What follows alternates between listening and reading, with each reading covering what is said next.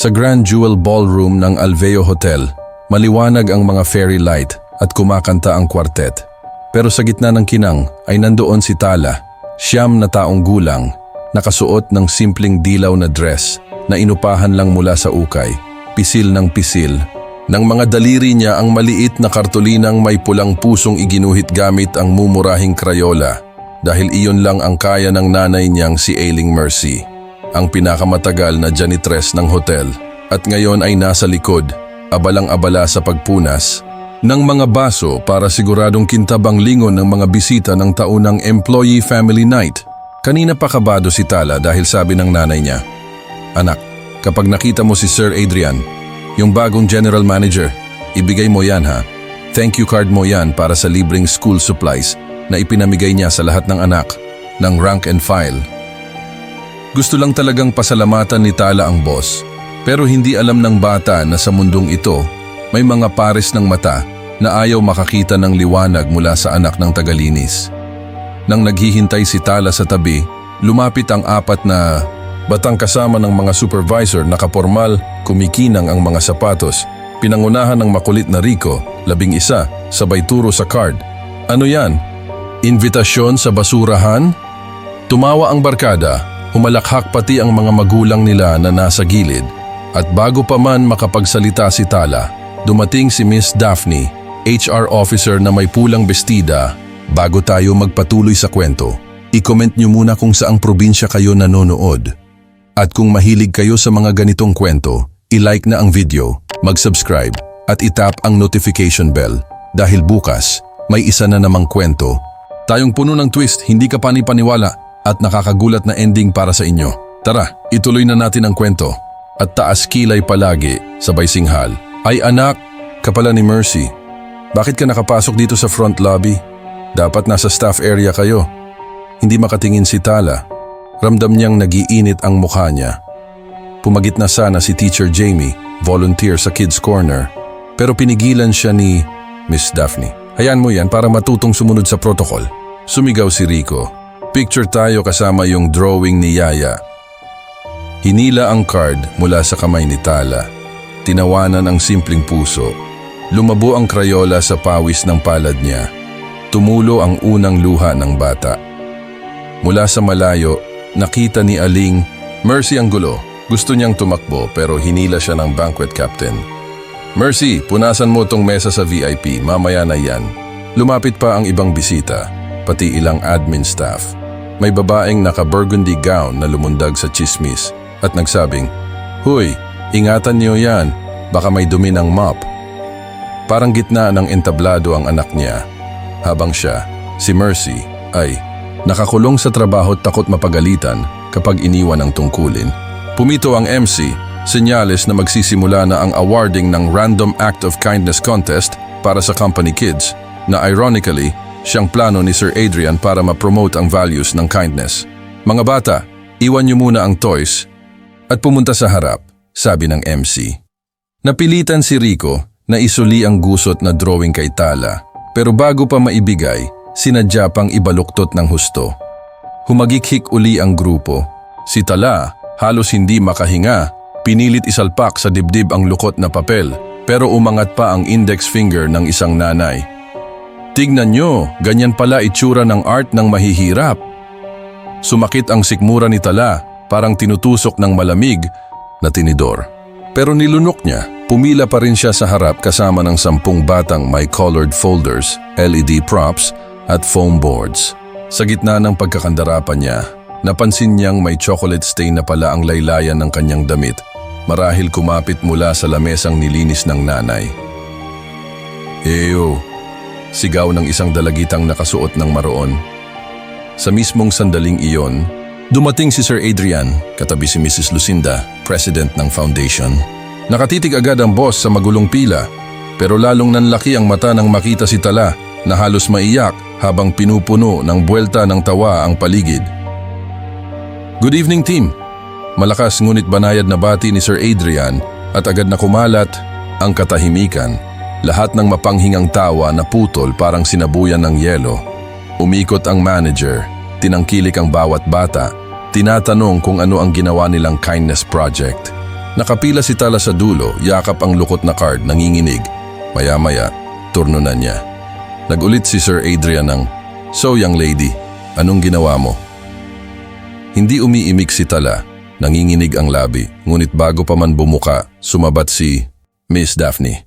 Sir, anak po yan ng isang janitress, baka nagkamali ng pila." Malamig ang tingin ng boss. Well, ang contest po ay para sa lahat ng anak ng empleyado, rank and file man o hindi, sakto. Napahiya si Daphne, umatras. Tumitig si Sir Adrian kay Tala. "Anak, pwede bang makita ang gawa mo?" Nakakapit pa rin sa card ang kamay ni Tala, kaya lumuhod ang boss.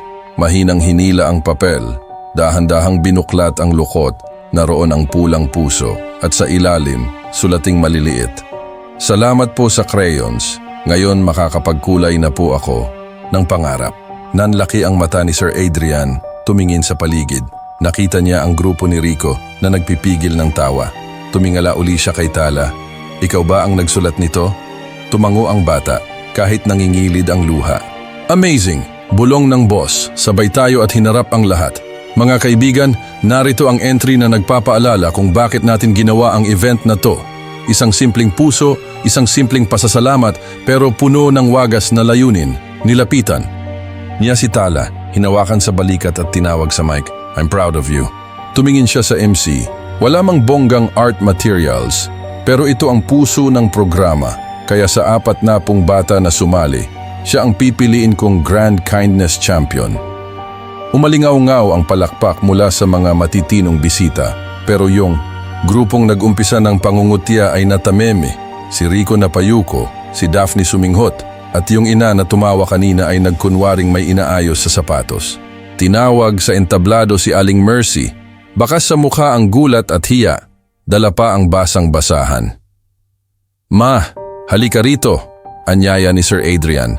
"Kayo po ang nagpalaki kay Tala sa tamang pag-iisip." Nanginginig sa halo-halong emosyon, yumakap si Mercy sa anak. Umiyak na rin ang bata pero ngayon luha ng saya.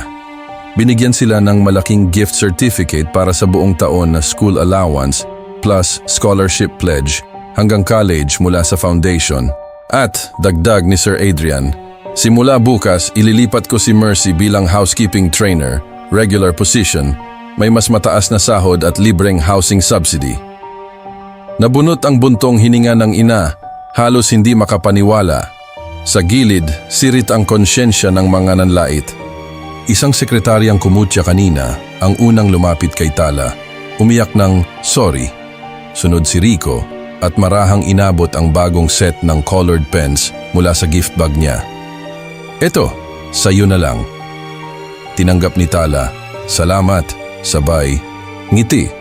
Unang beses na numbalik ang liwanag sa mata niya. Nilingon ni Sir Adrian si Miss Daphne, mahigpit ang titig, "HR, bukas pakischedule ang buong staff ng workshop tungkol sa respect and inclusion. Unahin mo na yung mga tumatawa dito." Kanina, tango si Daphne walang maisagot. Isa-isang lumapit ang ibang bata upang makigawa ng mas malalaking puso sa kartolina. Pinangunahan mismo ni Sir Adrian, naglatag ng malapad na mesa, ipinahiram ang kanyang mamahaling fountain pen para sulatan ng mga mensahe si Tala. "You inspire us." Hugot naming lahat. Salamat sa paalala.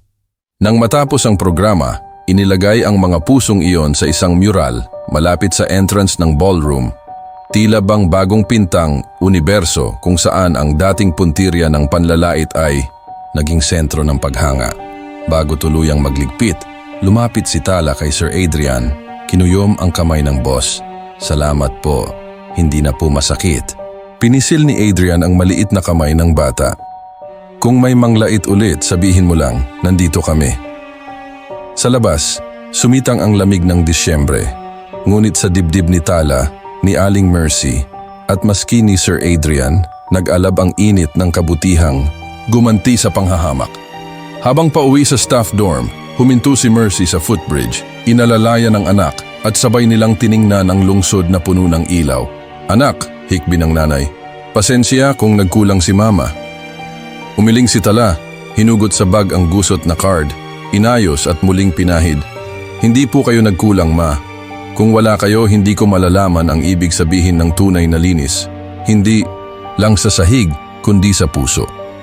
Sa malayo, kumislap ang billboard ng hotel at para kay Mercy, para kay Tala, iyon ay kumakatawan hindi sa kinang ng salamin, kundi sa posibilidad na kahit ang pinakamaliit na pusong kulay pula, kapag pinahiran ng katapatan, ay kayang talunin ang bargas na salita ng mundo. Sa unang pagkakataon matapos ang mahabang gabi, huminga silang mag-ina ng sabay, malalim, malaya, at puno ng pag-asang hindi mababahiran ng kahit anong tapon ng kahihiyan. At dito, nagtatapos ang ating kwento mga katito. Kung nagustuhan mo ang kwento natin ngayon, pakihit ang like at huwag kalimutan mag-subscribe at itap ang notification bell para updated ka dahil ako ay mag-a-upload ng bagong video araw-araw alas 6 ng umaga. Thank you for watching mga katito. Ako si Tito J, ang inyong lingkod.